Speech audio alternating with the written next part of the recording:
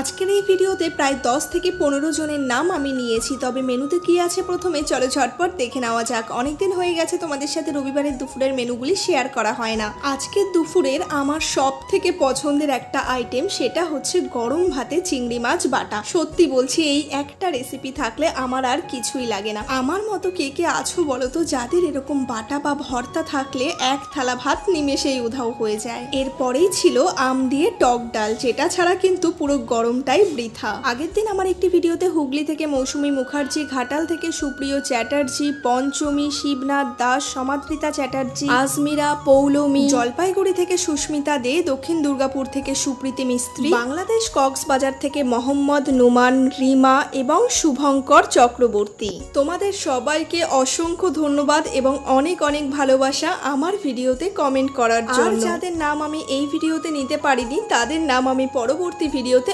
অবশ্যই নেব। মেনুতে এরপরেই ছিল চিকেন কষা। দেখো আমার পাতে কত বড় একটা লেগ পিস পড়েছে। আমার মতো লেগ পিস খেতে কে কে পছন্দ করো অবশ্যই জানিও। আমার তো ভীষণ ভালো লাগে। আর আজকের চিকেন কষাটাও হয়েছিল দুর্দান্ত খেতে। আজকের এই ভিডিওতে তোমাদের জন্য রেখে গেলাম একটা ছোট্ট টাস্ক। আজকের এই ভিডিওতে যারা সব থেকে বেশি কমেন্ট এবং সুন্দর সুন্দর কমেন্ট করবে তাদের নাম আমি নেব পরবর্তী ভিডিওতে, তাও আবার হাইলাইট ভাবে। একটু একটু আলু ভেঙে ঝোল দিয়ে ভাত মেখে নিলাম, খেতে হয়েছিল ভীষণ ভালো। অল্প একটু চিকেন নিয়ে আর স্যালাড নিয়ে খেয়ে নিলাম। আমিও দেখতে চাই আজকের এই টাস্কটা কতজন কমপ্লিট করতে পারে। আমি জানি তোমরা অনেকেই পারবে। চিকেন কষা দিয়ে ভাত খাওয়া শেষ করতেই পাতে পড়ে গিয়েছিল কিন্তু চাটনি। ব্যাস এই দিয়েই আজকের ভুরি ভোজটা কিন্তু কমপ্লিট করেছি। কেমন লাগলো অবশ্যই জানিও।